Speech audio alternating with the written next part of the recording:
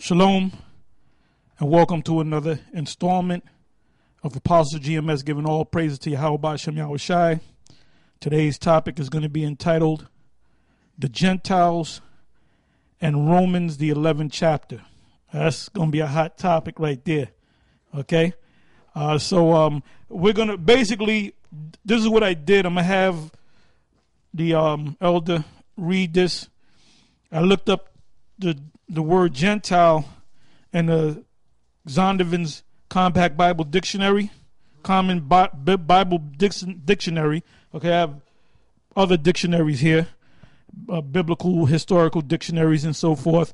But this is a basic compact dictionary. That's why they call it the Compact Zondervan Compact Bible Dictionary. All right. Now, I'm going to have the apostle go to the word Gentile and just read the definition, and we're going to stop because I read through this years ago. I was going to do a subject on this years ago.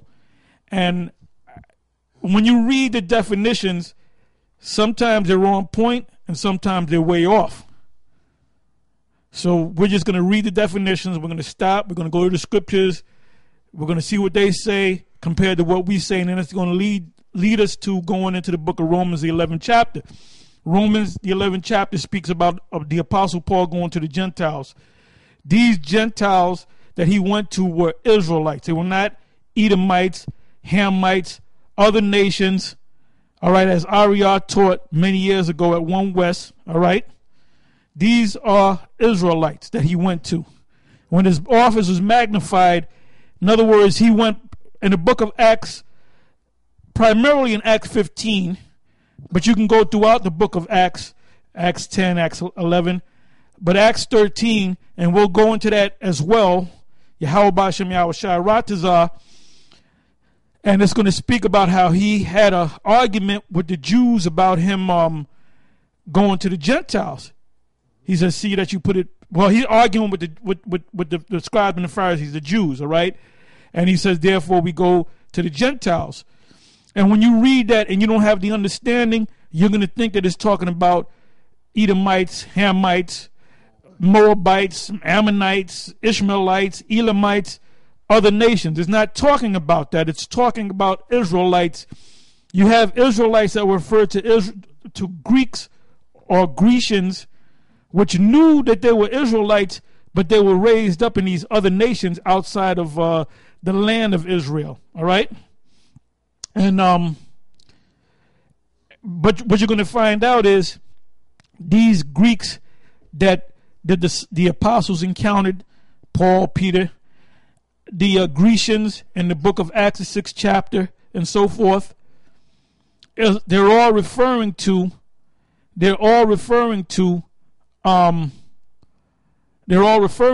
Israelites. So you might say, okay, I can see that, but then you deal with Cornelius. Well, Cornelius is an actual Gentile, because he was of fighting in the Roman army among the Romans, so he had to be an Edomite, and he was an Italian, blah, blah, blah. Italian band, and that means this and this means that. So you say, well, Cornelius is an Edomite. Okay, them other people, the Greeks, the Grecians, I can see that, but Cornelius, he's an Edomite, he's of another nation.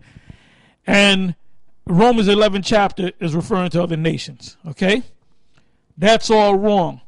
Romans the 11th chapter is referring to Israelites. Cornelius is an Israelite. And we're going to keep banging that on your head, okay? Not until you get it, because you might not never get it. Your eyes might not be open to get it, man.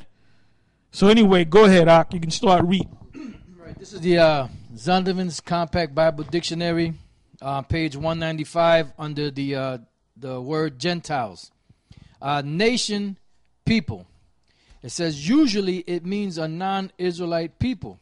Judges 4:2, Isaiah 11 and 10. Okay, well, let's go to these scriptures. Okay. Judges 4 and 2.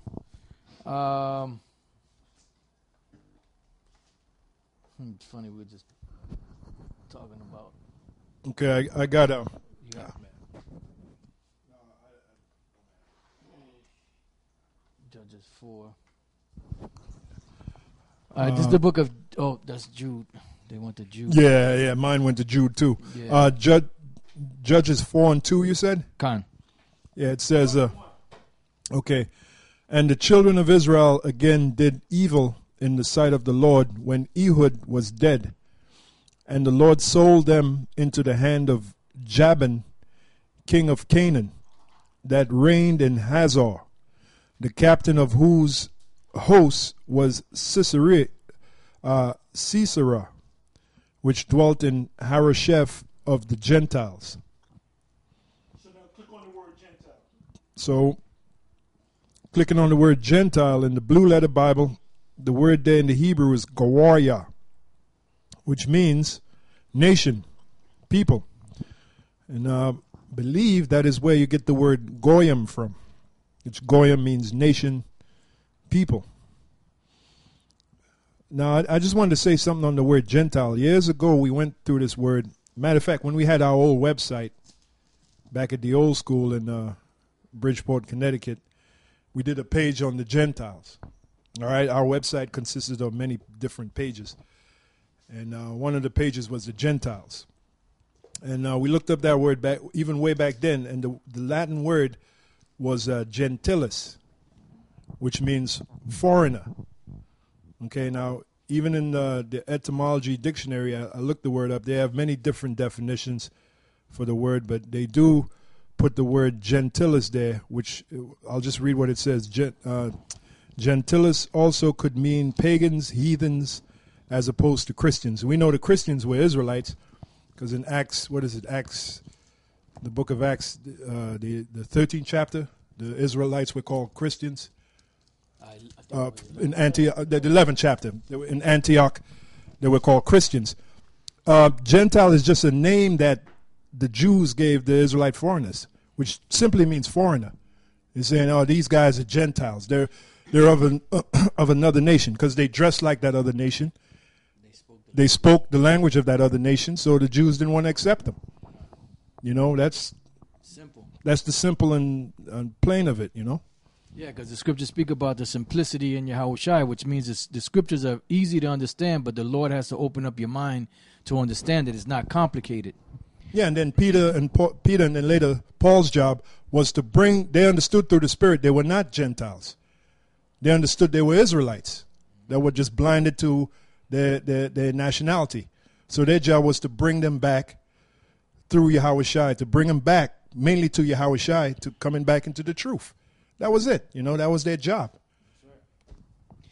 This is Proverbs chapter 4, verse 7. It says, wisdom is the principal thing, therefore get wisdom, and with all that getting, get understanding.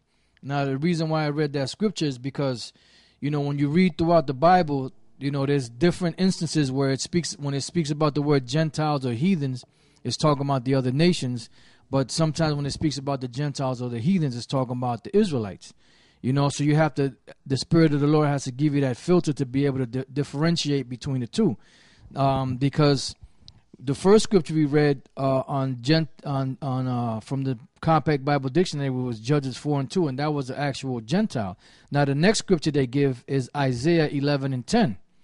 So in Isaiah 11:10, which we're going to get, we're going to show you the contrast between when they're right and when they go off. You know, because in this one, they're trying to say that this is a non-Israelite person, which is not true. This is Isaiah chapter 11, verse 10. It says, in that day there shall be a root of Jesse, which shall stand for an ensign of the people. Now, out of the root of Jesse, you had King David, you had all the men down the line, and at the end of that lineage was Yahushua, which is their root. It says, which shall stand for an ensign of the people of Israel. It says, and to it shall the Gentiles seek, and his rest shall be glorious. So they're trying to say that word there, Gentiles, is talking about the other nations. But it's not talking about the other nations. It's talking about the Israelites that were scattered among these nations, lost their identity, so to speak, and now the Lord was bringing them back. Mm-hmm. Hence, Cornelius comes into the picture. And that's part of the fulfillment of the Gentiles waking up to the truth. Okay? Yep, that's right.